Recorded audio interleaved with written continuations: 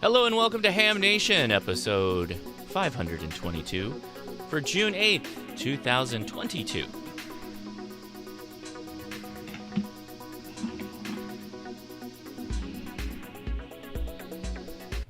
Hi everybody, I'm Josh K2EZ. Thanks for clicking on Ham Nation here on the Ham Radio Crash Course. Appreciate you taking some time here on your Wednesday. Today's going to be a fun one. We're going to talk about something that I've been wanting to know a lot more about. So I hope you're very interested in learning more about roving. What does that mean? What can you do with it? So stay tuned on that one. But before we get there, let's swing it on over and talk to our host today, starting there up at the top. Randy, how you doing?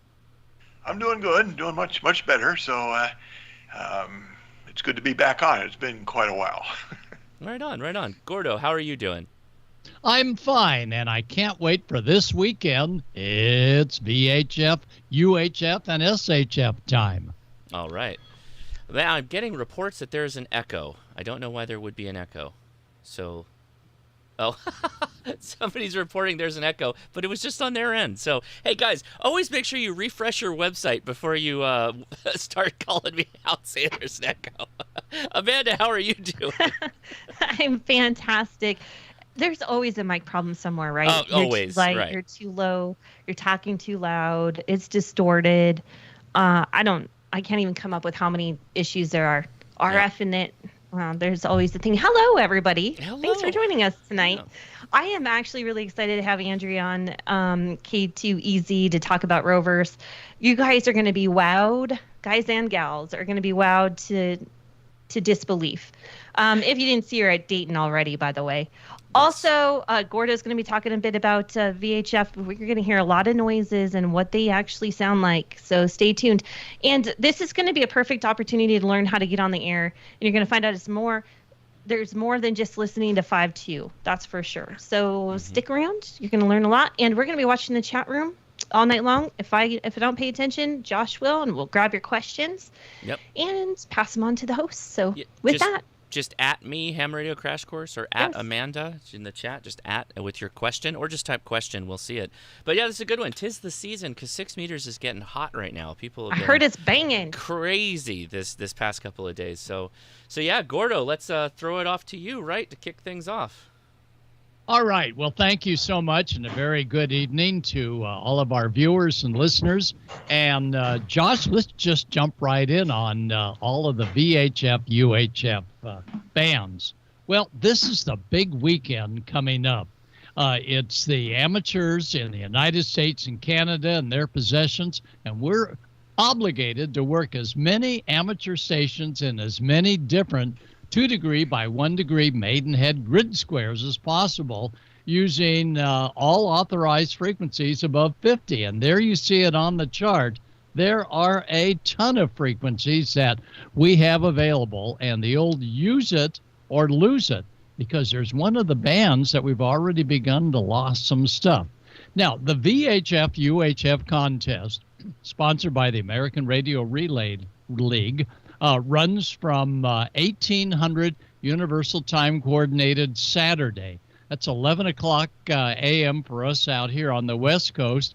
And you folks to our east, it's even a little later on in the afternoon. And it runs all the way through Sunday evening. And you can download all of the contest rules by going to the ARRL June VHF contest. But the big deal is, more than winning the contest, is getting on the air and making things happen when it comes to working other stations that may be in the contest, looking for a simple call sign and your grid square. And the grid square is really important, so be sure to know what it is. Our first band, 6 meters, is normally going to be upper sideband as well as digital operations. And you're going to be hearing a whole bunch about digital operations from Randy and Andrea and all the others. So it's going to be a fun one tonight. But for us on voice, 50.125 is the calling channel.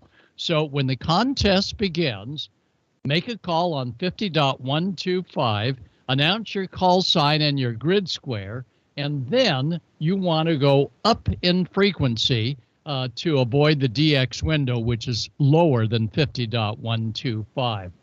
So always go out of the window, the calling window on 50.125, because that's pretty much reserved for making contact and then switching. No one likes someone that just camps out on 50.125 and won't budge, hogs the frequency. No, avoid the rush. Just keep going higher and higher, as we see here with a venerable Icom America Radio and Bob Heil's wonderful audio enhancer that the parametric receiver add-on really makes a big difference. Now, for those of you that are working FT8, and both Andrea as well as Randy will tell you more, we do not transmit until 15 seconds off the hour. So it's the East Coast, they go first. For those of you out here on the West, East goes first, and then the West goes odd. So do a lot of listening before you come up on the air on your digital FT8. And Randy will give you the hot frequencies for both FT8 as well as for those of you who may be going to be doing FT4. Well, when we look at this chart right here, we see the most popular bands that the contest will be on will be 6 meters, 2 meters, the 222 band, and just off the chart, the 70 centimeter band. But it's important to remember that beside just upper sideband, we've got plenty of room for FM. On 6 meters, your FM gathering spot to make FM contacts is 52.525. Next band up, 2 meters, 146.52, but that's going to be a call and then switch. The 222 band, it's 223.5 for FM and 70 centimeters, 446. And 922 to 928 for FM on 900 megs.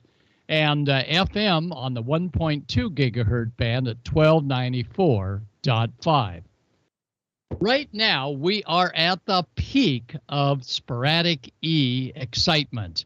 And as you'll hear from our other hosts tonight, there's plenty of excitement going to be happening out there on 6 meters, as well as capabilities of maybe some sporadic E, even as high as the 2 meter band.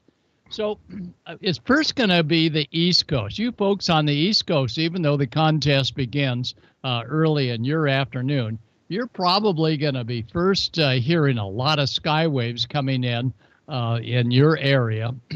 And you'll see that coming up on the East Coast first, because we're still asleep on the West Coast when your sun is coming up and the band is beginning to open. And that's on 6 meters. 50.125 will really come alive as mid-morning hits and early afternoon for you folks. So East Coasters, when that band opens, you're going to be looking probably not so much for European contacts, but for the contest, listen for the Midwest and those of us out here on the total West Coast. The beams that we use for 6 meter are smaller than the HF beams. You'll see the 6 meter beam on top, and that's what I'll be running for some of the time, looking for those of you on the East Coast. And the beam width, the longer the boom, the greater the beam width. Yeah, I know, number of elements and reflectors and driven elements, all sorts of calculations. But the big deal is whoever has the longest beam boom is the one that's going to have more than likely the very strongest signal to sporadic E contacts. There's one of the Saturn halos, and if ever you see these at a swap meet, grab it. They are absolutely enormous sounding antennas. And on 6 meters, almost everybody on sideband runs horizontal polarization. But on the 6 meter band up on FM, many run vertically polarized. But get polarization correct. And then you'll be able to start making some long-range contacts like this. Well, the long-range contacts off of sporadic E occur June and July. That's the big time. What occurs is signals will go up from 6 meters. Sometimes even the 2 meter band will get some very short sporadic E openings. And at sporadic E will cause that radio signal to be reflected back down to Earth over hundreds of miles. And for those of you that monitor 10 meters, when you begin to hear short skip coming in on 10 meters, that's a very good indication that the 6 meter band is opening up for some nice contacts. And if you hear on 6 meters, any skywave station coming in like 300 miles away, just extremely strong, that's the time that you may want to go to 2 meters and see what's happening on the 2 meter band for sporadic E. Of course, sporadic E all up there in the ionosphere, and every June and July, that's when sporadic E really hits. So thanks to sporadic E, we're going to get some real excitement this weekend on the 6 meter band. And again, for those of you on FT4 or FT8, make sure your antennas and your timing is correct. So I suggest do a lot of listening. Randy will get into that before you go ahead and activate your system in the digital mode. And don't forget, even though you're logging tons of contacts, don't forget about us folks still on single sideband or CW because we're out there as well. Well, on the 2 meter band, the calling frequency is 146.520, and that's the national calling frequency. And while the contest now does not forbid camping out and making contacts, the poor operator just hangs on 146.52 and won't give anybody else a chance to at least make a contact and say, hey, everybody, I'm going to go up to 55 or 146.58. All of this on FM. Well, you think, well, FM doesn't go all that far. Listen to about 10 years ago during the contest when there was an FM operator on 146.550, and he got a call on a repeater on Catalina Island out here, and the call was we'll take a listen to the response from who he was talking to. Yeah, got it 100%. Okay, thank you very much. Yeah, we're on a big island above some 200 miles south of Honolulu. Honolulu, Hawaii, coming in on tropospheric ducting. So that was a pretty amazing contact, but it occurred on the 2 meter band. So on FM, on 2 meters, your handheld is fine, but be sure and program in your handheld ahead of time, not only 146.52, also 146.55 and 146.58. And that way you can rapidly go to different channels. And again, everything is going to be simplex for the contest.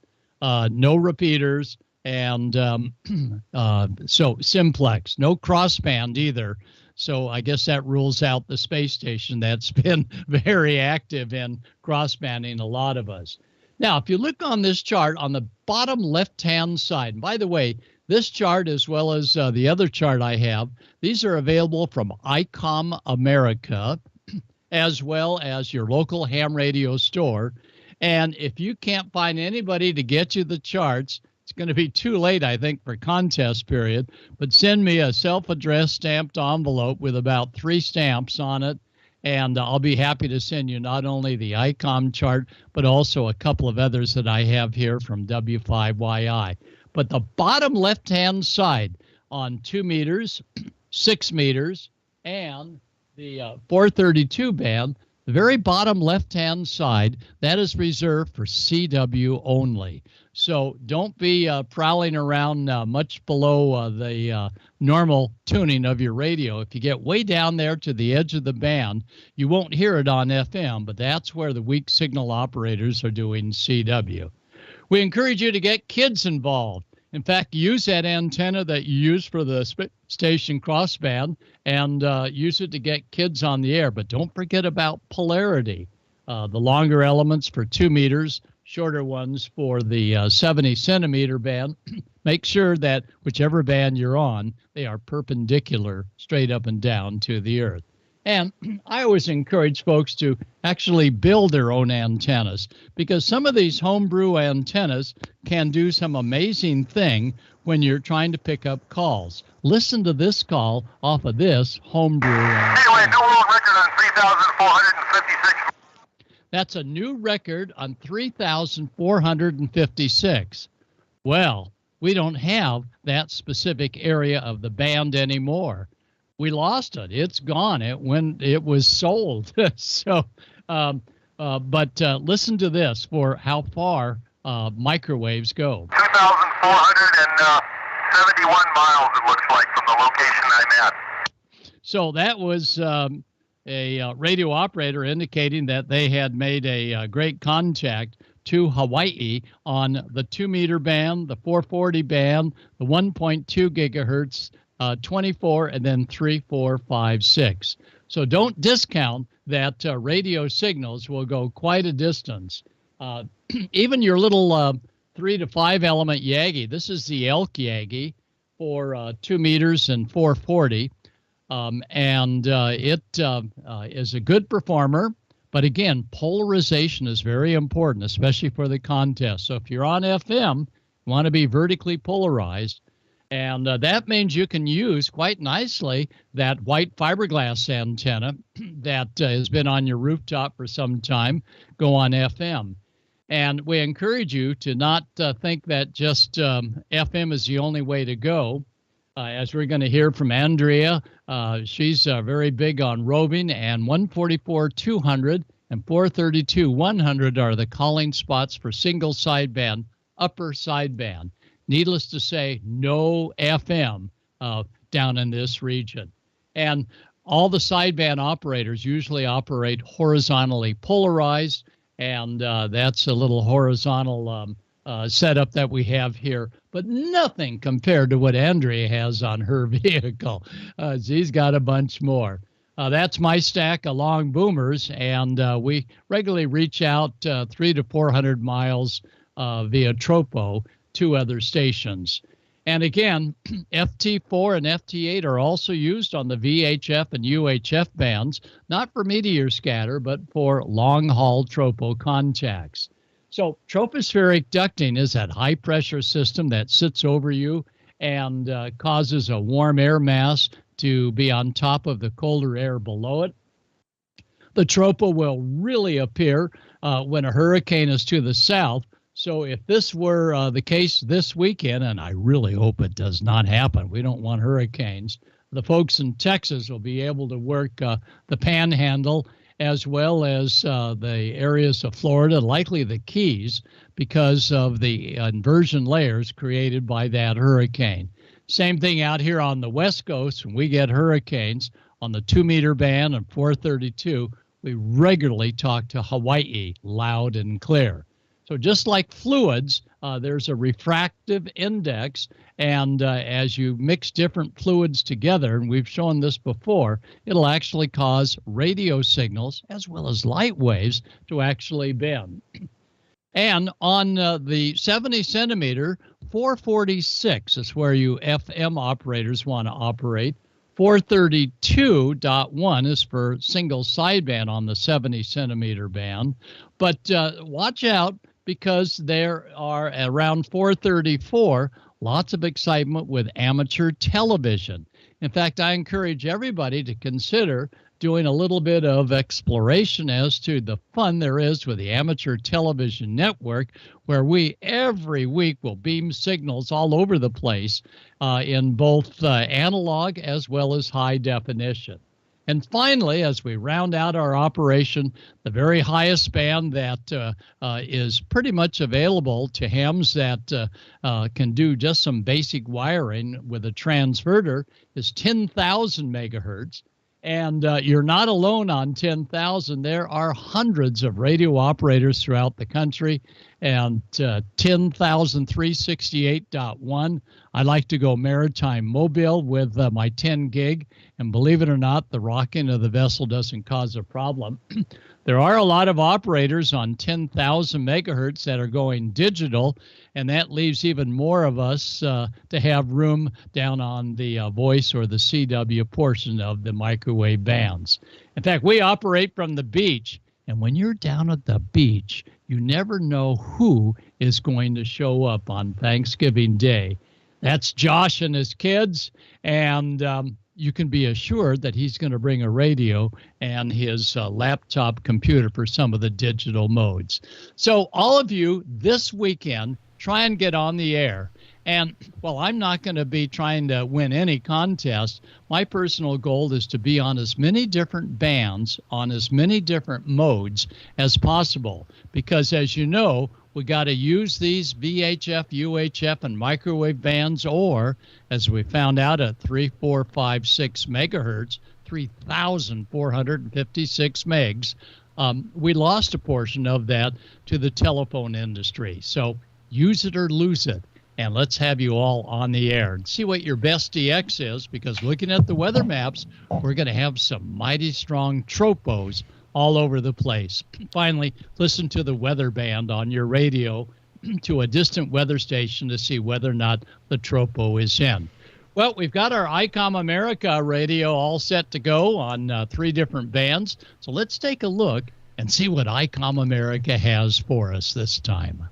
Oh, and we're gonna throw you to questions first. Leader. We'll go back. We'll go back to Icom in a second. We got questions for you, Gordo. We do. You know how that is. The first question, Gordo, is the difference. Let's talk. This is so close to Field Day. The difference between VHF, UHF contest and Field Day is that you don't have to do a temporary setup for a VHF contest, right? Some clubs have their stuff in place every year, ready to go. That is correct. So Okay. The nice thing about the VHF, UHF contest, there's not a lot of rules. It's almost wide open. Read the contest rules. Self-spotting's allowed. Posting your location ahead of time's allowed. So more things allowed on this contest than the more restrictive Field Day for those that are in the actual Field Day operation sending in logs. Absolutely. And another question about FT8, and I didn't catch who it was. Did you say I should be calling CQ on odd FT8 time slots when beaming east? That's right. East goes first with their FT8 transmissions until quarter past. And then it's our turn. We're odd here on the West Coast because we're going to be beaming east. Now, Amanda, where you're located, you're going to run your rotor out by going one way and the other way and try and blend in with where you hear other stations making contacts. That could be interesting. I got 2 questions. The other thing I wanted to yes, there is. What's the max distance on tropo contacts there, Gordo? I'm one of the record holders on amateur television at 2,800 miles on 10,000 megs. But it's the Hawaii contact and maritime mobile to a station in Mexico on tropospheric ducting to almost 2,900 miles. And Wow. It lasts for 2 days. Continuous, 100 watts of power, and almost an omnidirectional antenna. When it's in, it's in. Wow. And then the next question, I just lost it. How much activity is there on 2.3 gigahertz? I didn't even know we had activity on there. Yeah, unfortunately, the activity is really squelched. Other than the amateur television network uses 2.3.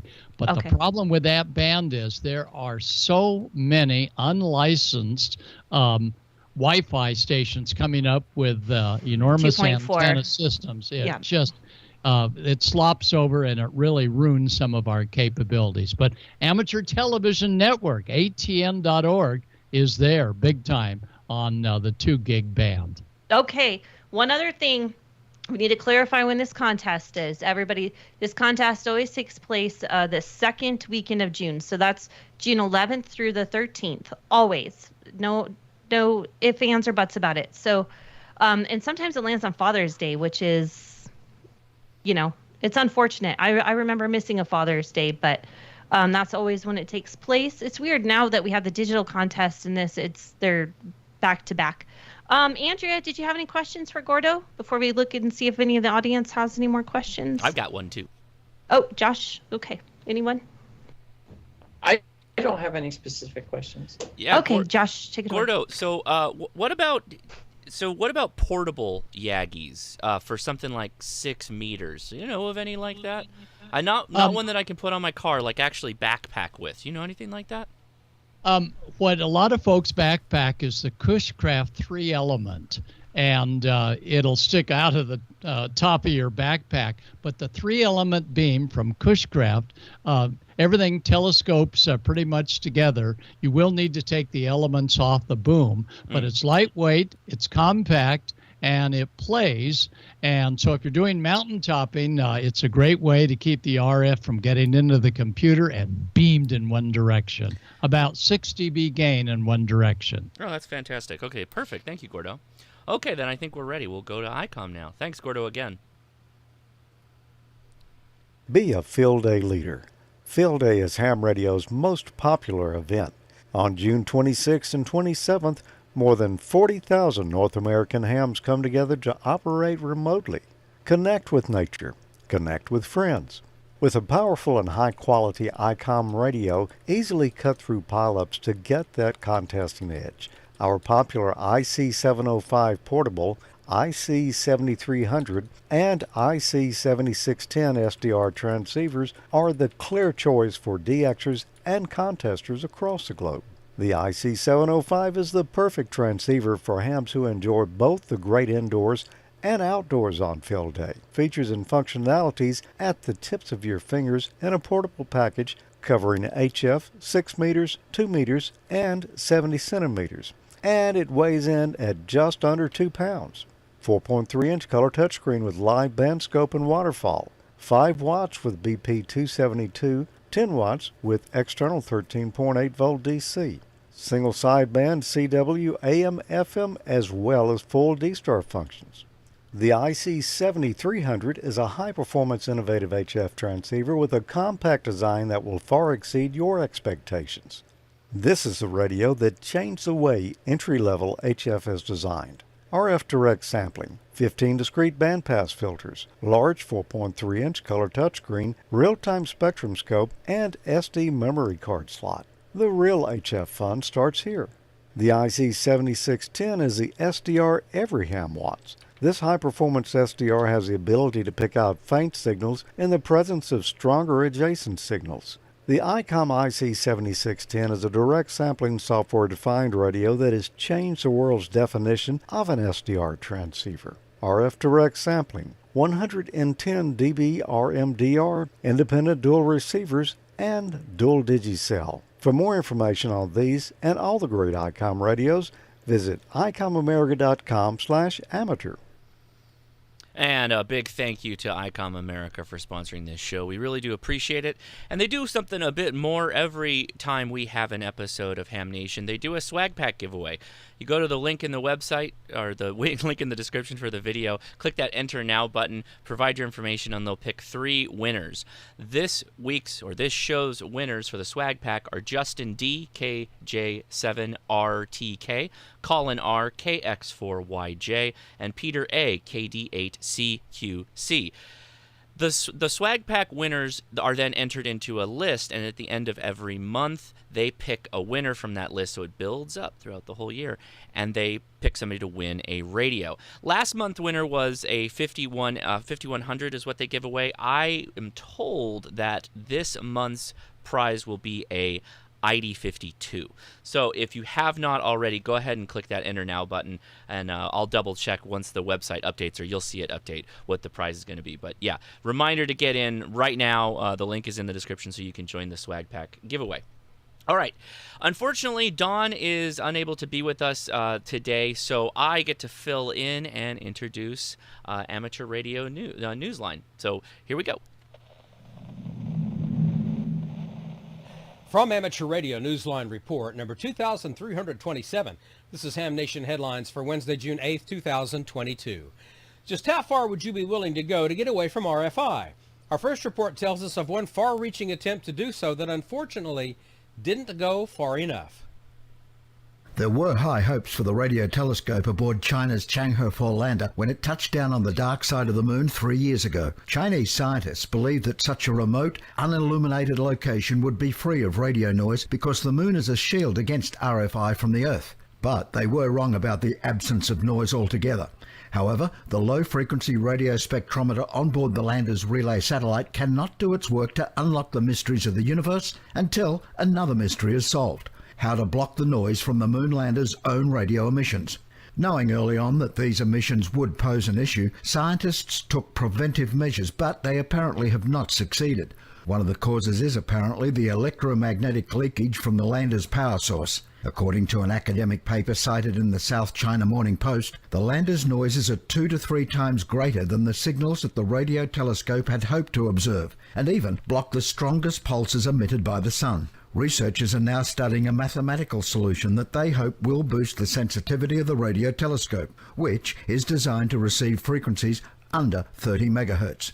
For Amateur Radio Newsline, I'm Graham Kemp, VK4BB.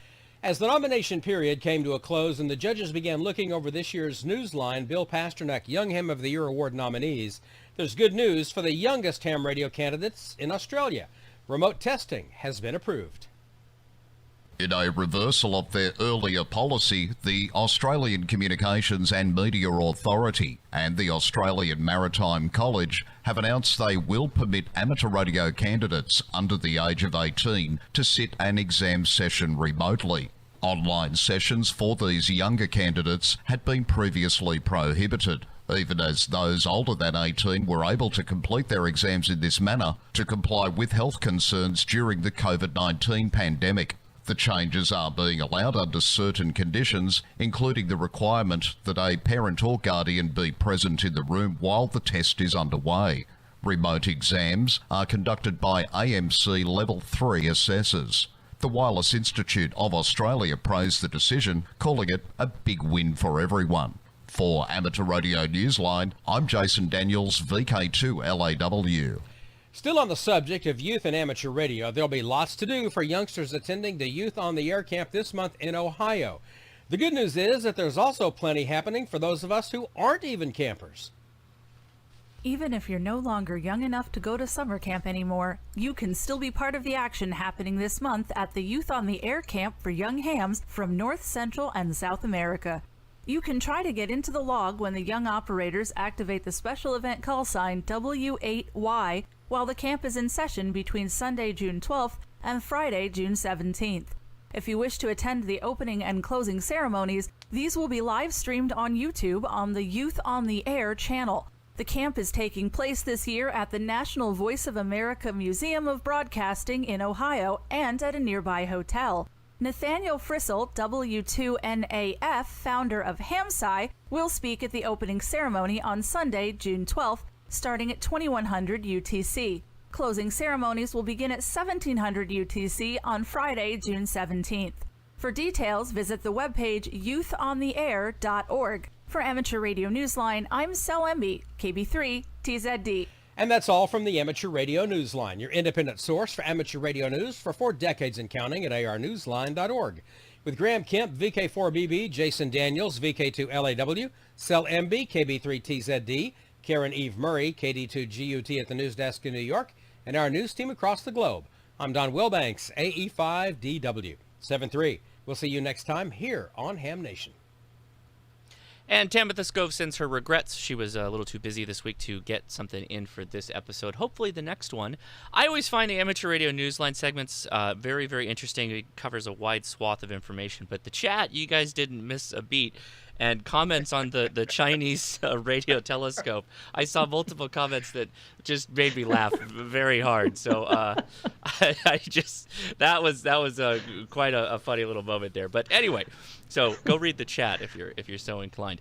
I get to pass this off to Amanda now, who is going to talk with us with Andrea. So Amanda, take it away.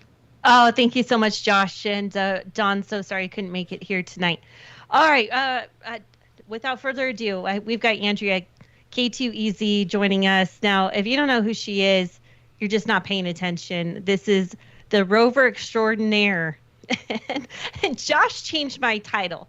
I did put Rover extraordinaire for her lower third. And I didn't know if I had the authority to do that. If there's a governing body for rovers, is there some kind of rules and I don't care. standards? Okay, I'll change it. You I don't care. Anyhow, Andrea's here to talk about. That's right. What she's put together. And Andrea, how long have you been doing this roving thing? And we're going to get to your slideshow here to show off what your Rover looks like. But how long have you been doing it? Well, thank you for having me on, Amanda. I've been doing roving. The first accidental rove, as I call it, was January 2015. So I can't do the count. So what is it, 7 years now? Yeah, you've really taken off since then.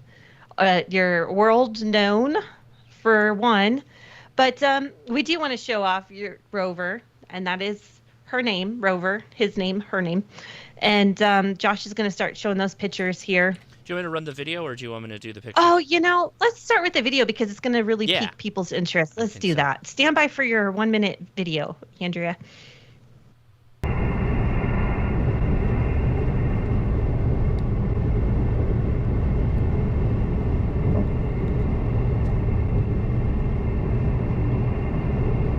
Did you guys imagine seeing that go down the road on the interstate? Wow. Wow.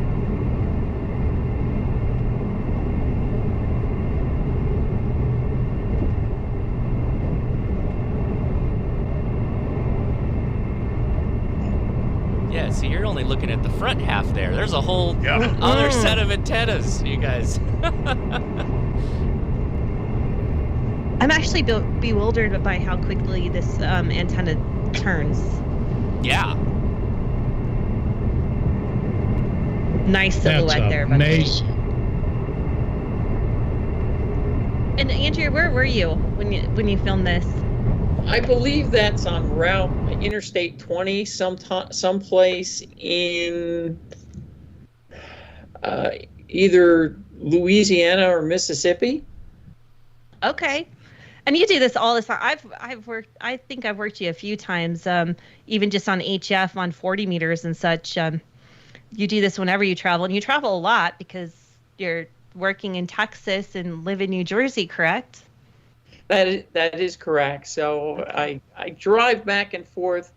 Well, with the pandemic, I avoided air flights. But prior to that, I usually only drove to work to the office in Texas from New Jersey when I had an ulterior motive, like a Rove in mind, and I needed a destination. I didn't want to have to drive halfway back across the country at the end of the contest. So let's start easy, and Josh, you can start showing Andrea's pictures here. Why is there a roving situation for VHF, UHF, or any other situation? Why do it? Look at that thing, everybody. The big thing about roving or the VHF contest compared to HF, where you might have a worldwide audience, your audience, unless there's extraordinary conditions, is fairly local, a few hundred miles, and rovers go out there and they move from grid to grid, often activating grids where there may not be another operator, and they really keep things from getting stale for the fixed stations. As on Sunday, when you've perhaps worked most of the people local to you, the rovers are out there. This photograph I just want to comment on specifically is one of my favorites. I see people taking photos all the time while driving down the road. It becomes a potential hazard, and I have to keep an eye out for them. 90% of the photos that I end up finding, they find me on the internet that somebody posts. Maybe they've seen me park someplace, maybe behind a traffic light, but on the highway, almost always I'm in the right lane.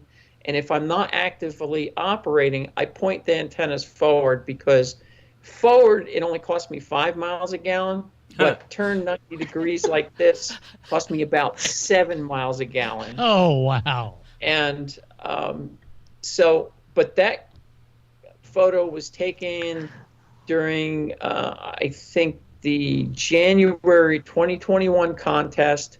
I was on I-35. I don't know who took it.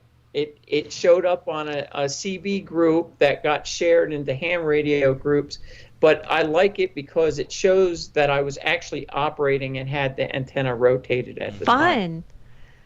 Well, so this brings me to somebody first asked, how many grid squares do you have? But let's talk about the grid square thing. So it's important for you to find maybe the 4 square corners of grid squares so you can give lots of different contacts, because this is what it's about, right? Is making all the different grid squares to rack up your points. The grid corners are natural places that draw rovers because you can get to 4 grid squares in very short periods of time. I experience a lot of diversity in terms of geographic location. In the Northeast, trying to get to a grid corner can be kind of tough because one point will be on a hill, the next one will be 500 feet lower in a valley on the other part of that corner, and you can't quite get all the grid squares. But like here in Texas, about 45 minutes east of me here, there's a grid corner where I can drive a mile and I can hit all 4 grids, and I'll typically get near the grid line and I'll work a station, immediately hop across the grid line, work them again, and then I'll get in the other 2 grids and work them sequentially as well. Yeah, it's much easier to do out here in the West, that's for sure. And we had a Rover van, and it's been turned into an MCOM van, but same thing. The guys would go out and they do that whole 4 corners thing, and it was very interesting to just be handing out. Mostly they're doing it to talk back to their own club, but they would become popular if anyone else in the local area heard them and be worked as well, because Rovers give you extra points. So another question we have from Ed is, wonder if she gets hassled by law enforcement. What do you have to say about that? Interestingly enough, it seems they avoid me, if anything. I don't know how to explain that. Very frequently when I've been on the side of the road operating my equipment, I'll move off to the side because I'm near a grid line or I'm just working a bunch of stations. And a police officer will stop by and ask me if I'm okay, and I say I'm just operating my radio equipment, and they say, okay, have a good day, and they're off. The lack of curiosity has amazed me. That's interesting. I'm guessing Storm Chaser suggested to you a lot.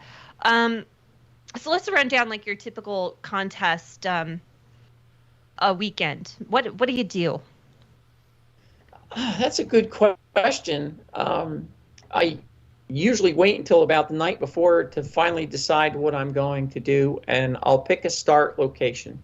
And I've done it a couple different ways. I've met up with rovers at the beginning, and I've also started at hilltops at the beginning.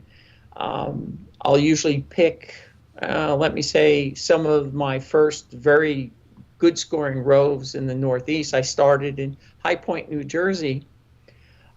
There's a trade-off between the highest points you can get to and how fast you can get to those points. And I tend to focus on mobility personally, getting through a lot of grids, and a small grid rove is about 12 grids for me. A long rove is in excess of 20 grids, and my record is 27 grids. Wow. But I'll stay up on a hilltop for the first hour and a half, and then I'll go. And from that point in New Jersey, that rove, I run out to Pennsylvania to a grid corner, and I work that corner a little bit. And there's 3 of the grids are near the corner, are a good location. One of them isn't so good, but I usually, since one of those grids is where I started, I don't worry about that one too much. And then I would run out in the central Pennsylvania till like 2 or 3 a.m., go to sleep for like 3 hours, and one thing in the VHF contests, Sunday mornings, the morning time is That's where it. Yep, the that's prop right. gets hot and the operators get on, and at first light or thereafter, that's when you're looking for contacts. And I'm a night owl, so this really kills me getting up early in the morning. And so I'll get up after a few hours sleep, and there's a hilltop I'll stop at for a little bit, and then another hilltop. It's the best hilltop of the whole Rove, and I hate getting off that hilltop. It's so good. On the other hand, once I get off, I always thank myself for getting off that hill, because as I move east, and I'm moving southeast, so I'm south of where I started, I start working stations that I was not getting from that hilltop. And then I cross a grid line, and now I can work everybody all over again. And so it's productive. And from that location, I moved to eastern New Jersey, the same grid that New York City's in. I move up along the Palisades, and that contest configuration, I run up into New England and eventually finish up in New Hampshire at the end. Wow. Cover 12 to 14 grids. So I have a strategy question for you. This has always boggled my mind. Do you go to maybe the top of these hills and you just start working on 6 meters, and then when somebody says, I could use you on 2 meters as well, do you just stop and switch and give them their second contact, or do you just keep working it really hard? Just kind of curious on how it works out for you as a rover. Okay, so traditionally, and things are shaken up a little bit by digital, but traditionally 6 meters and 2 meters are what people refer to as the search bands. That's where you're going to find more people. But once you work somebody, the question is, what other bands do you have? And you work all the bands that you can work them on then and there, because you don't know if you're going to run into them again. That's right. And I just want to say, to anyone jumping into these contests for the first time, don't be irritated when someone all of a sudden QSYs and goes to 2 meters to help someone get that next contact. So you get multipliers, right? So that's important.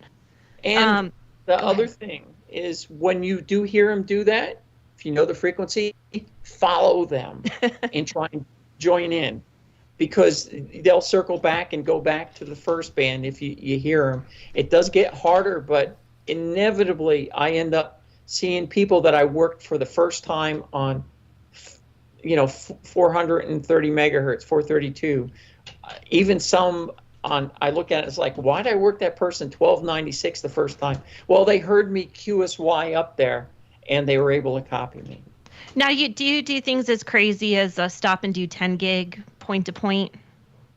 I've worked in the 10 gig and up contest, and I have 10 gig, but I have to deploy that out of my car. And until I figure out a way to get an antenna on the roof of the car, and that dish is, I talked about fuel economy, that dish is probably worth another 4 miles per gallon. and about 20 miles off the top speed of the car. And so I deploy that out of the car, but in the big contests, I like the mobility. So I only run up to 2.4 gigahertz. All right. Well, Josh is showing some of your installs here in your Rover, so you better tell everyone what we're looking at here.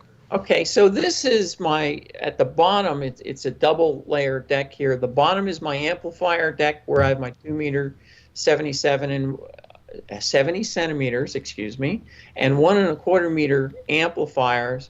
And then the upper deck is my transverters. At the far left is 1.2 gigahertz, then 2.3 gigahertz, and then 3.4 gigahertz. And just a footnote, as Gordo had mentioned, it used to be 3456, 3.456 gigahertz. We lost that part of the band, and everybody's retuned to 3.4 gigahertz.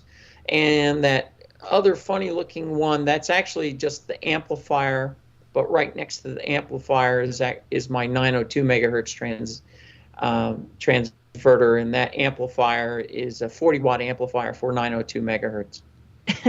And some of the comments, wow, I could barely wrap my head around all of that being installed in a vehicle. Now, I'm going to assume that this took time. Like you kind of added over time to do all of this capability, or was this a one-shot thing? Oh, I started in that December contest, different vehicle, and a much more modest.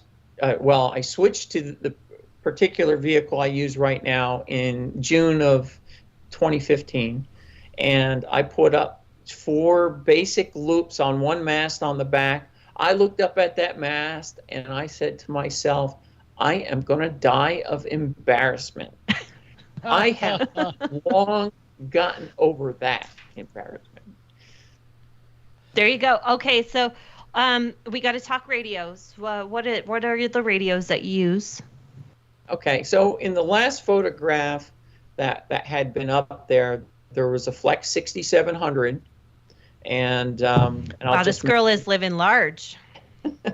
Yeah, so 6700 is that big black rectangle, and to the upper left of that, that's my relay switching, which allows me to switch for the 4 lower bands. Not 6 meters, but 2 meters, 1 1/4, and 70 centimeters. So it's those 3 bands allow me to switch between the Yagis in the front and the horizontal Omnis in the back, and even a vertical dipole. As far as other rigs in the front, I have an FT736R, which I got circa 1990. So it's seen a lot of use. At the very bottom there, you see the control head of an IC7000 that I use almost exclusively on 70 centimeters. There's that computer monitor. It's not a monitor, it's actually a tablet attached to the dashboard there, and that is my console for the Flex radio. It's a hell of an interface. Yeah. For sure. And the Flex software. And that setup I can only use when I'm parked there, but I have a simplified version. I use it primarily for the microwaves because of the pan adapter. On the microwaves, it's hard. Frequency stability is a problem, and it's hard to rotate an antenna while you're trying to figure out what frequency they're on. Right. So the pan adapter is I can't stress how much I love that up there. And I pretty much just leave it on the 2 meter frequency. And I have a manual switch, and I just switch between transverters. And when I rotate the antennas, I can see peak signals pop up in that pan adapter. And I have to ask you, Andrea, what's the quickest way for you to log all of this at the same time as you're paying attention to everything else? I'm just dying to know what's your go-to software, what works out easiest, so it's easy to change bands and all of those things. So the software for logging, I was logging limited, as I called it, for perhaps the first year, and it was in January 2016 where I made my first set of improvements, still just running Omnis. I wrote my own software on a tablet to address some of the major problems. And 2 key things are, unlike an HF contest where you're making contact after contact on the same frequency and the same band, I'm hopping bands. Right. And I kept forgetting to change bands. Yeah, I know. That's what I was thinking of. It had to have been hard. So my software forces me to specify the band every time before I log it. And I don't have to record frequency. I just have to record the band. That's it. It also has shortcuts because sometimes you're QSYing with multiple people through the bands. So I have 4 dynamic hot buttons that are the last call signs of the last 4 stations worked. And so as I'm hopping through the bands, I've already got their information. I go to the next band. I just push that button, push the band, log contact when I work them on the next band. And that I was grid circling with some rovers once, and I was able to log to all 4 stations about as fast as they can log me individually. And we were just running through. The other quick cheat it's got is for entering grid. If it's a far grid, I could type it in, but I could just click on it and it shows my grid and the adjacent grids, which are about 90% of my contacts, and I just touch it and I've entered that grid. So I don't have to type it in.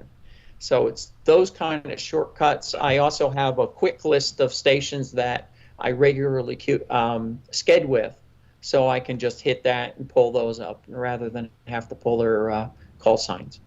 So how many amps?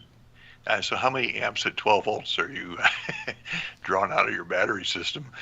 I probably peak about 90 amps. Ooh. I have a second battery in the back seat, and I use a 4-gauge wire to the front battery. And in my intent there is, as I'm pulling those higher amps, the voltage drop in that wire will result in more energy coming out of that rear battery and avoid the peak currents going to the alternator. And it's a 140 amp alternator. Yeah. Oh, so you do have an upgraded alternator too, I was assuming. I don't know how you couldn't. Factory. That's It factory. is factory. Oh, wow. Okay. Oh. Wow, I'm Fairly impressed. big one. In I thought they were the usually store. 120. Wow. Okay. So there's a question from Seamus. Asks, how many grid squares in the U.S. have you worked?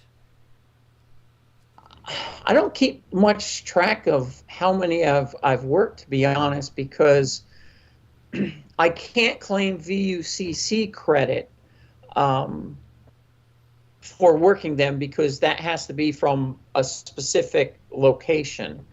Now, there is a reverse VUCC award from Central States VHF, and that's activating 100 or more grid squares. And that one I haven't pursued it super aggressively, but I know I'm somewhere around 75 to 80 grid squares active. Wow. That's very Wow, impressive. wow. Yeah.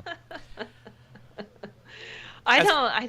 Was that the whole slideshow, Josh, or did you have more questions? No, I've got more questions. So Okay. regarding power, so you told us about your battery setup, and it looks like you're running transverters and an amp and all that stuff. What do you run multiple power supplies, or is there something you do in addition to just chaining off the battery, or is there some kind of protection circuitry you've got going in as well? Good question. I do use, it's not really visible there, but I use a strip that lets me pull off multiple fused power, and that's important, because when you've got 80 amps worth of power, and if you don't have it fused and you go to a small wire, you can have a fire. And in fact, I had a close call that way once, and so that's one reason I have a fire extinguisher in the car now too. On top of it, it's I don't want the old halon type extinguisher, so it doesn't destroy the equipment if I have to use it. Yeah, you can see that here in the image, lower left corner. There's your fire extinguisher. I see that. So if anybody asks, there it is, right? There was another question. I was waiting to get to this, Capital City Unprofessionals, but they've asked. I'm surprised nobody has asked yet, how do you isolate electric noise or RFI from the multiple radios and just stuff in the car? I imagine your bonding has probably got to be pretty good. What have you done there? Well, fortunately, on VHF and UHF, it's not so bad. On HF, I occasionally have problems in the 20, 15, 10 meter. In fact, I had some work done, and I got to track down what's causing that, because it was good before I had that work done. But for the VHF contests, that tends not to be concerned. I will say I have a lot of RF clip-on cores to keep weird things from happening, like amplifiers keying up on their own, like radios shutting down when transmitting on other radios. Just a quick fun thing, talking about the power. On 6 meters, my FT450, which I didn't mention before, is right there up front. I always forget that one. That one has a voice keyer I could push and it'll run. But 1990s 2-meter rig does not. And you're allowed to transmit on multiple bands at a time. I will key the voice keyer on the 6-meter rig and then hold the microphone on the 2-meter rid where it picks up that audio and CQ on both those bands at one time. Nice. That is double fisting at its best, sister. So what happens? Go ahead, Brandy. So what happens if you got to take your vehicle in the garage and the guy says, we got to put it on the lift? You tell them to find an outside lift? I've learned how to do a lot of work myself. I was just going to say, this girl can work on her own vehicle. Don't mess with her. She can change the fuel pump on her own. I don't know what else you have changed, but sister, you do a good job maintaining your own vehicle. At least last one was a rear wheel bearing assembly. So, oh boy, that took 5 hours. But I have found shops I can go to, but it's a problem, and getting it towed the couple times I've had is hair raising. I could imagine. Yeah, that's Mama Bear kicking in. Like, whoa, what are you doing? I wouldn't trust anyone with that. That antenna setup and the labor on that is worth more than the old vehicle with 360,000 miles. Okay, so we got to ask. I mean, how much do you have invested in it? Or do you want to tell us? You don't have to tell us if you don't want to. I've added things up, and you just look at that Flex 6700, and I try and put current prices on stuff, and each antenna's there probably about $150. The Omnis, some of those were cheaper, but I've got 7 Yagis that cost that much on the front. The rotator was $700. And to answer a question about how fast that rotator goes, I actually boost the voltage up to the rotator above the Yaesu's to like the maximum Yaesu lets it run it. So it's almost twice as fast as factory rotation. Wow. I am really jealous. Yeah, there was a question about the rotor. What is the rotor you're using? It's a Yaesu G800. Okay. It's a DC DC motor on the rotator. The factory controller is AC, but I use a blue heron or green heron, whatever. Green heron.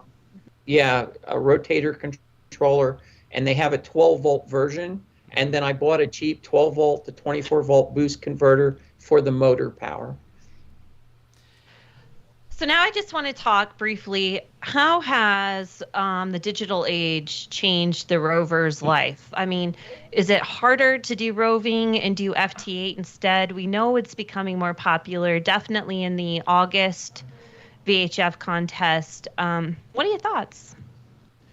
Well, I want to separate out digital from FT8. Okay, because we had digital there, MSK 144 meteor scatter. You have some people doing EME, and none of those were controversial. They added to things. Meteor scatter prime time just happened to be overnight when there weren't many people on. 5 a.m. Yeah. Yeah.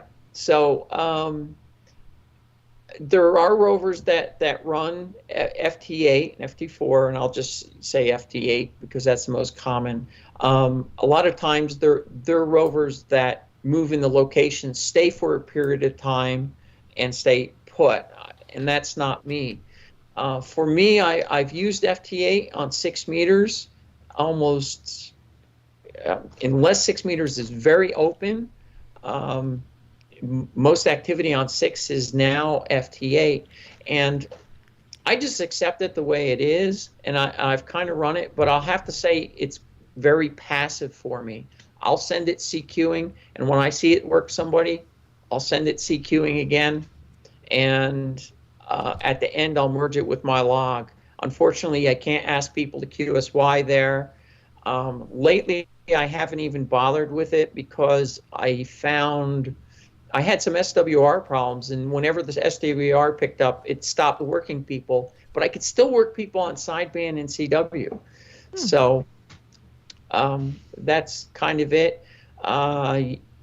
It's seeing more use in the higher bands. I've heard there's an update that will allow requesting a QSY. From the Rover standpoint, it's very hard for me to do that. I mean, that's Sure. I'm parked in place. I really can see the value of it if I'm on a hilltop and I'm working 2 meter calling CQ, just let 6 meter run in the background a little more passively. It's like an extra operator. Mm-hmm. Yeah, that's interesting. That's true. Or if you wanted to make a quicker contact, you just go to CW if you operate CW and give it that way. But anybody else, our hosts, have any more questions? One. This could be this. So you obviously have a wonderful setup. This is a time, your experience, it shows in kind of what you're running here. If someone wanted to get started in roving, do you have any tips and potentially what bands they should start out in to be kind of the most effective? What would you say? Okay, well, there is a limited Rover category, which is lower power, and the bottom 4 bands, which are 6 meters, 2 meters, 1.25 meters, and 70 centimeters. But those are going to be the most common. 2 meters and 6 meters are the most common, and 70 centimeters is pretty common too. In terms of getting started, try and find other Rovers in the area. Find out what the VHF operators you've got in the area. There's another change we've seen through recent years, which is less controversial, but in some ways has impacted roving as much as FT8, which is the assistance rules. Prior to the assistance rules that let you call somebody up and set a sched in real time, rules that let you text message somebody at real time. Stations were out there calling CQ a lot, and you might see that on FT8 now, but you don't see it too much on 2 meters. There are stations, and I'm not going to name specific ones, but they're usually the higher scorers, and they move between modes, so you hear them call CQ, but not as many call CQ, and so the contest becomes a little bit, how big is your list in your phone? And I have quite a big list in my phone right now doing it. But it can get kind of lonely calling CQ, and you wonder where people are, unless you say pop on the FT8 and you'll see stuff there. But knowing some people locally and letting them know you're going to be out there will get the word out to other people, and you find out how to contact them. You'll probably have a better time. Some people do FM roving. There's not an FM category for roving, but people will go to a hilltop, FM it, and then go to another hilltop, sometimes in the same grid or a different grid. So nothing forces you to run the other modes. You can do just FM. You're not going to score as high, but if you're just having fun, you just go out and have fun. And you can do a simple Rove with a 3-element horizontal antenna that's on a tripod. You get out of the car, low power, you have a battery or whatever, and you work that way. That's a good beginner's way. You don't have to have something mounted to your car. Okay. Oh, that's interesting. Good point. Yeah, I didn't think about that. I think a suggestion would be, don't start alone. Have a partner. Have somebody that can help log or do something while you're trying to do this. And you've done that before, right, Andrew? You've taken out Rhea, and you guys had a blast, as far as I remember. Went out together, and although I don't know where Rhea sat, actually. Where did you put her? She had to cram into about 3/4 of a seat directly behind me with some stuff. She had to share it with radio equipment. That's so funny. Of course, we had an interesting adventure where we tried to reroute around traffic, and we came across a low bridge at high speed. So and there was a question somebody asked, I saw how high the antennas, and the top Yagi's at 12 feet, and 12'6" is my clearance, and this bridge was 12'1", but it had slight arc to it, and I kind of eyeballed it, and I said, if we get in the middle, I didn't say this out loud, but I thought to myself, I've been here before. If we get in the middle, we can make this without a problem. And I go to change lanes, and there's somebody right there in my blind spot, and I can't change lanes. I hit the brakes to let them get past so I can slip them behind, but they were watching me, not the road. And when they saw my brakes went on, they didn't know what it was, so they hit their brakes too. So I had to stand on my brakes to finally get them ahead of me and then swerve over. So it was a bit exciting for a little bit. Well, it helped dip it down. It lowered it. That's it. Just a little bit. I let the air out of the tires, yeah. Okay, I didn't see any more questions. I've just been enjoying this so much, I didn't capture everything. I apologize, everyone. This is really fantastic information. So everyone go out and rove. Get on the air this weekend. Call CQ. Answer other people's CQ. If you hear somebody, they're going to most likely hear you too. Although some of them are going to be drawing a lot of power. Yeah. Andrew, did you need to mention anything? Yeah, I think she does. Okay, so I did want to mention that I am part of a cast of a podcast from the Hamsters Amateur Radio Group. To find that podcast, you can search Andrea K2EZ, and my name will come up associated with some of the episodes. N5XO, that's November 5 X-Ray Oscar, Hamsters, and YouTube. If you search those three, that will get you to the base channel of all our episodes. And we do one like once a month. I know I have some episodes. I talk about roving. I talk about tropospheric propagation, and that one has got some nice video of Rover in action, and me working some stations, a station in particular 180 miles away from a good location, and then from a not so good location where you would think it wouldn't work, but it did. And so anybody can look at that. And the Hamsters group, or the Ham Talk, I should say, that's not to be confused with Ham Talk Live. That's what we call our episodes. And they're mostly focused on VHF, UHF, microwave, and also, people coming into ham radio to help people get set up. And Greg's doing a great job on that. So hi, Greg.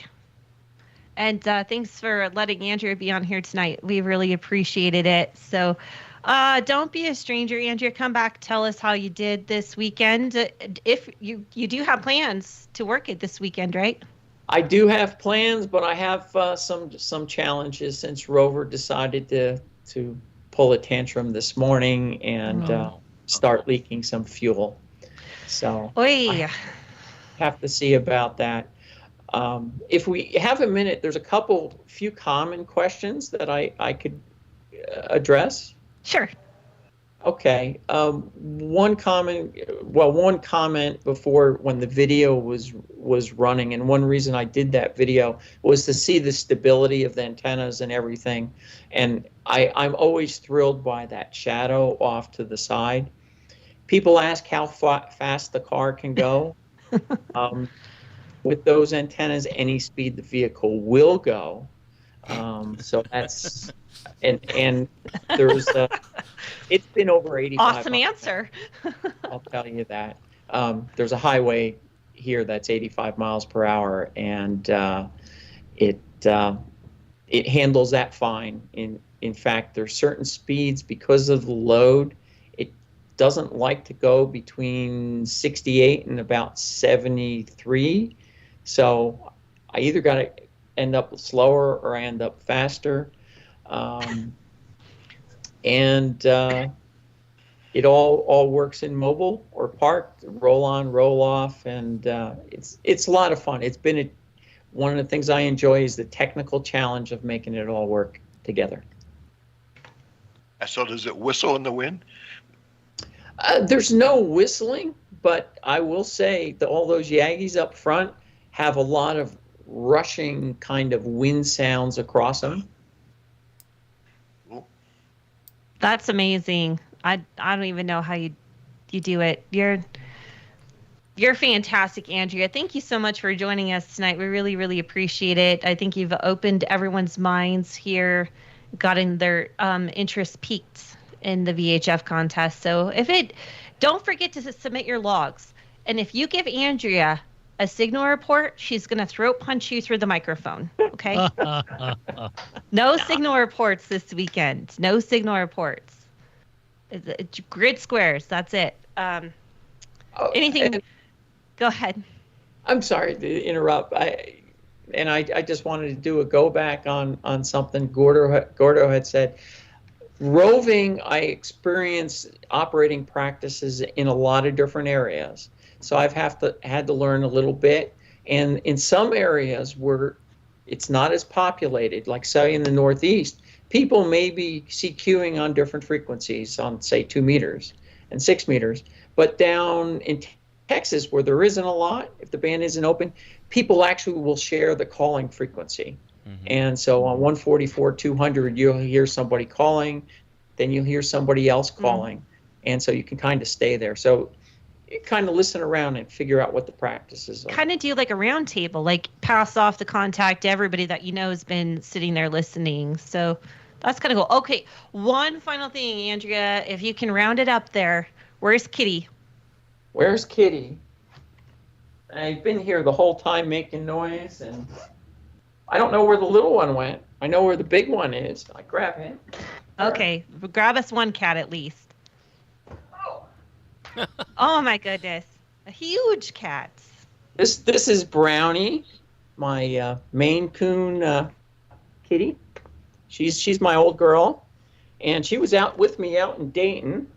Oh, and I found the other one in a shoebox. Of course you did.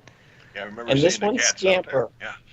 Little Scamper found me out walking. I was walking, and he followed me. So they know who to follow. Yeah. Well, I'm kind of a failed cat lady because I was losing cats faster than I can get them for a while. But that luck may be changing with him coming into my life. Oh, adorable. Well, Scatter is very cute. Nice name, by the way, Scatter. It's Scamper. Oh, I'm sorry. I thought it was Scatter. That would have been cute too. Okay. All right. All right. Thanks, Andrea. Join us again sometime. Good luck this weekend if you make it out. We're going to turn it over to Randy, who participated in the ARRL digital contest this weekend, which mostly means FT8 contest. Randy, how you doing? How'd it work out for you? It worked out good. So I mean, just back up a couple weeks, I went off to Dayton to Hamvention, hung out with about 6 in our group. A lot of the Quartz Fest people were out there. I couldn't believe how many people came up to me and enjoyed seeing me on Ham Nation. So I think I had more people saying they had seen me on Ham Nation than on my own YouTube channel. So thanks for everybody for stopping. I came down what I thought was a bad cold there and really was getting tired and stuff. And Sunday I flew home. Well, you can't get to the Oregon coast from Dayton very well. So I left Dayton, went to Atlanta, to Salt Lake City, to Medford, got in about midnight. My wife came over, we had a motel room, and she brought some testing kits, and I tested positive that night. In fact, 3 out of the 6 in our group ended up getting COVID, and I've seen on Twitter and Facebook and a lot of other things, it seems like quite a few people got sick there, but it was fairly mild for me, and I've tested negative the first time last Monday, but I canceled on going up to CPAC. I didn't want to get around a lot of people again, and and I've been out working in the yard, so I'm back to normal. But that gave me the opportunity to get in the ARRL digital contest. This was the first one for this. No RTTY, but any other digital mode, but I don't know if there was anybody on any other digital mode besides FT8 primarily, and probably some FT4. I tried a little bit of FT4, but there's less stations within the bandpass, and it seems like I'm not sure it's any faster because you end up having to do a lot of retries. So anyway, I stayed on FT8 quite a bit. So my goal, when I do a contest, I like to kind of have some type of goal. I used to do RTTY contests about 15 years ago, and kind of my goal on those was to do 1,000 contacts in a weekend. So that's a lot of F1, F2, enter F1, F2, pick another station and go on. So my goal was to, and I, kind of a neat thing about this contest is that the points were based on the distance to the station that you worked. And for every 500 kilometers, you got another point. Well, I had a few contacts that were 2 points. You know, they were, I could probably see them out the window or something. My best was Nambia at 33 points. So you get 1 point for the contact, and there's 32 points times 500 kilometers. So that was a good one. Probably my second best was a station down on the southwest corner of Australia. That's a long ways away too. So my goal was to work 1 million contact miles, add them all up. So I did that, I think Saturday sometime, and I ended up at 1,617,775 radio contact miles over the weekend. Wow. What? Great work, man. 1.6 million radio contact miles. So give us some context on that. Like, what would be the best score?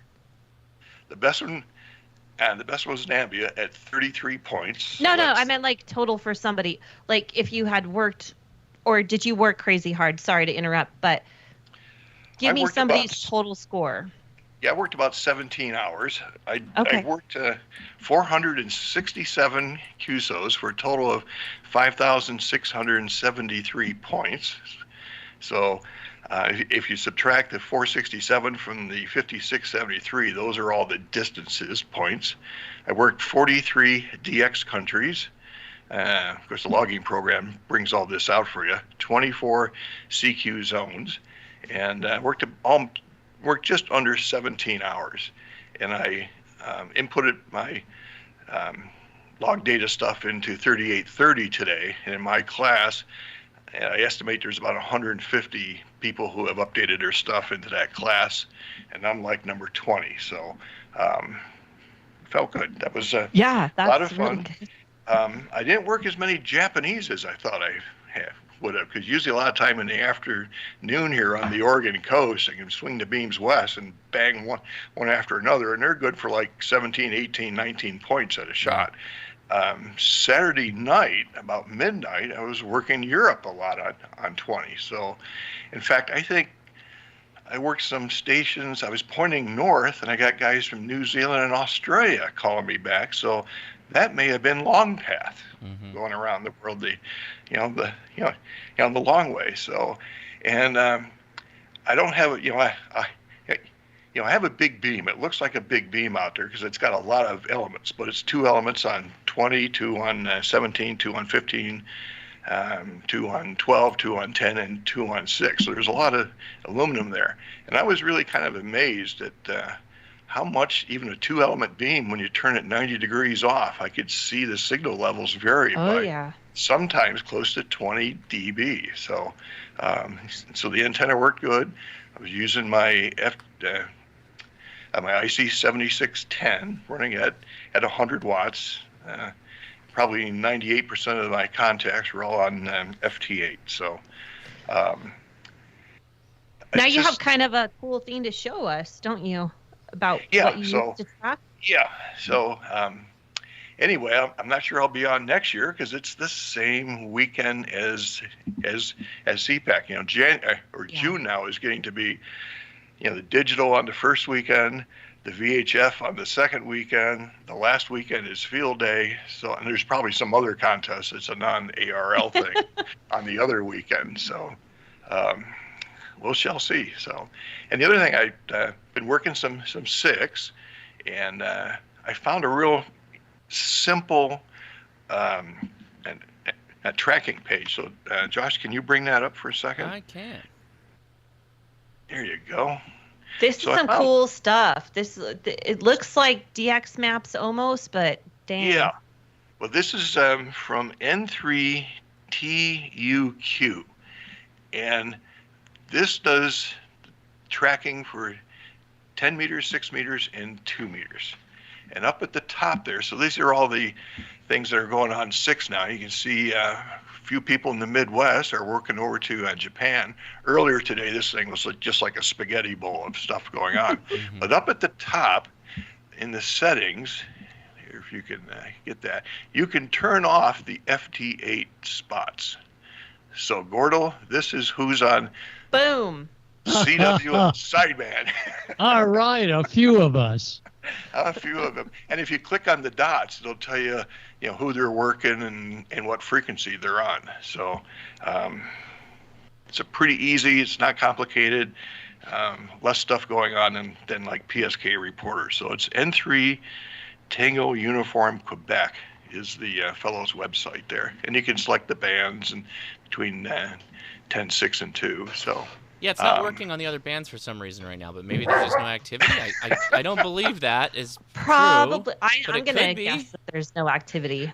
Yeah. No, nothing on 2 meters either. 2 meters is dead, but I guess that makes sense. But yeah. So anyway, I leave that running. It's got that little histogram there in the graph at the bottom. You can see what hours of the day things are really jumping and stuff. So sorry, I can't see the screen at this size here locally, but what are the active hours? Just give us a hint for 6 meters. Usually during the mornings, I think. I look at this when I get up in the morning, and the East Coast is working Europe. It's all going across the Atlantic.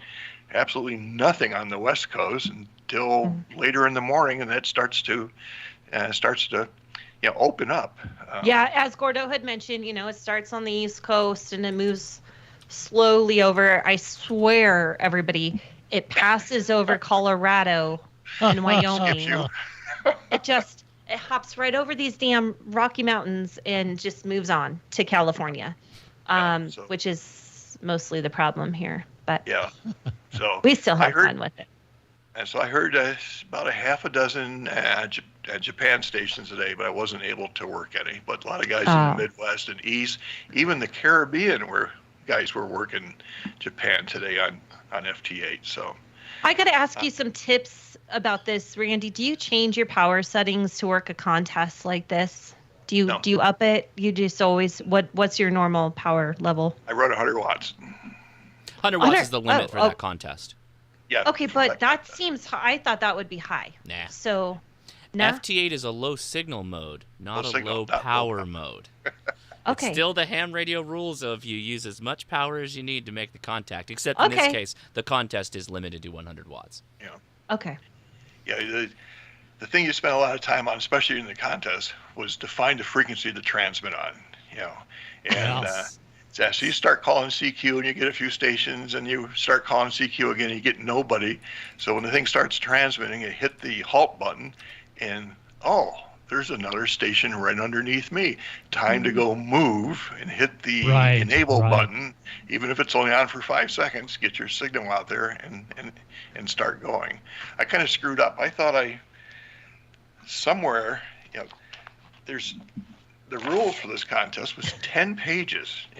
It's crazy, and I don't know if it's in there or not, but I didn't know to set up my WSJT for the VHF contest. Yeah. Because that was the same exchange.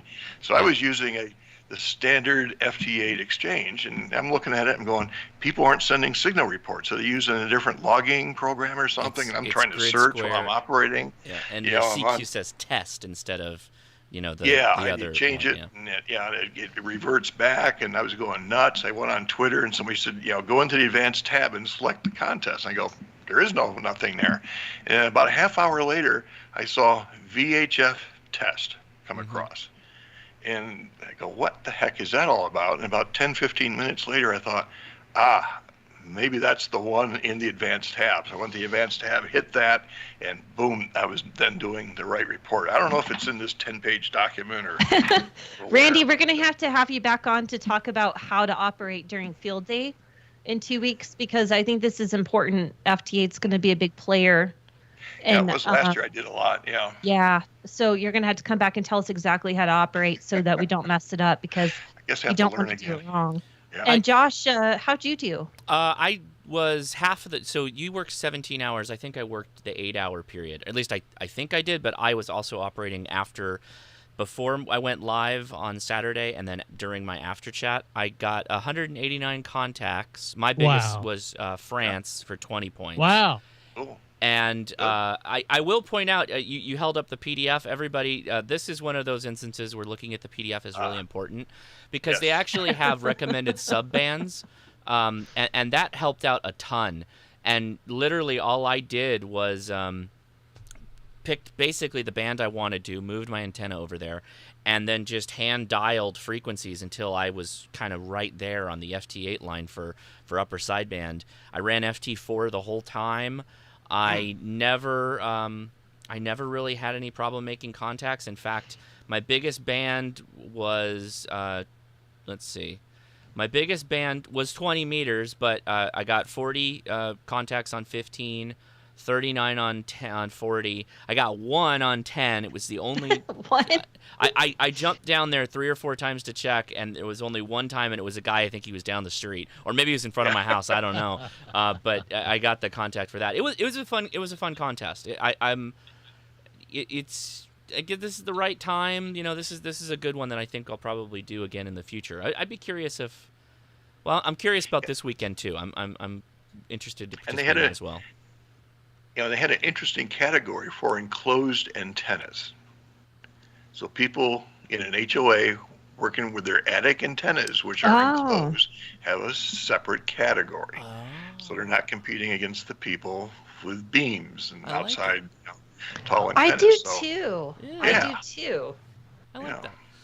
Well, I'm gonna submit my logs. So I'll probably do it after we wrap up here and see where I end up. Yeah, I forgot that anybody on the VHF contest as well, submit your logs, please. Just let them know that you're actively doing this, because as Gordo said very passionately, we are trying to preserve these bands. So do it. That way they have just more of us being active on it. And you have 7 days to get your login, at least on the digital contest. So Right. If you haven't done that, you got to do that. I got to do it right now.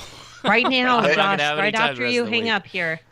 And then looking on the 3830, there's many stations worked 800 to 900 stations. Wow. Wow. They were going full time though, right? impressed. They were going full time. Yeah. I guess Are you sure they weren't using? Is there multi on this, or was it all single? I didn't read the. There's all the rules. various, Okay. groups. I think there's So there's all the things. there's a single op dual transmitter option, I think, too. So people are running That makes sense. two. I think that was the thing. Yeah, two flexes or something like that. But Or single flex. That's true. That's true. Single flex. Definitely which in itself makes is sense. a flex. So there you go. Oh my goodness, too many flex jokes. All right. Okay, we got to wrap it up. We do. I didn't expect we'd go this long. Man. Especially without Don here, it's going to be a breeze. There's not going to be anybody interrupting. No. Hi, Don. Love you. So we got to wrap it up, but tune into the Nats who have been waiting for you to join them for half an hour now. So DMR, 14 Charlie for D-Star, and DMR is 31012, and HF on 7192 and 14268 thereabouts. Don't forget to join us. The next episode is going to be June 22nd, where it's all about field day. I'm so excited. Usually I'm much, much more excited about field days, but I'm going to be traveling the state visiting as a section manager, so I don't get to run pile-ups and things, so it's going to be an adapting thing. Anyhow, join us for that. We're going to have some great experts on to tell you how to have a great field day. So, anybody else have anything else for the show? Get on the air. Get on the air? I like it. Get on the air. All right. Wrapping it up. That's it. Thank you, okay, Josh. guys. Thanks so much. We will talk Thank to you you, Andrea, again soon. Thank for you, joining Andrea. us. Yeah. All right, I'll Awesome. play you out. 73, everybody. 7-3. Yeah, make sure you get out there, even with a handy talkie this weekend, and try and make some contacts. See what you Oh, can at do. least listen to freaking 5-2. You gotta do yeah. that. Yeah. Keep an eye on 2-meter simplex and see what's going on. And Yep. You'll be surprised, particularly if you're down in Southern California. I'm telling you. Gordo had it right though. Make sure you're polarized right, because if you have these Yagis out here like we do, not really the setup for it. But Indeed. All right, everybody.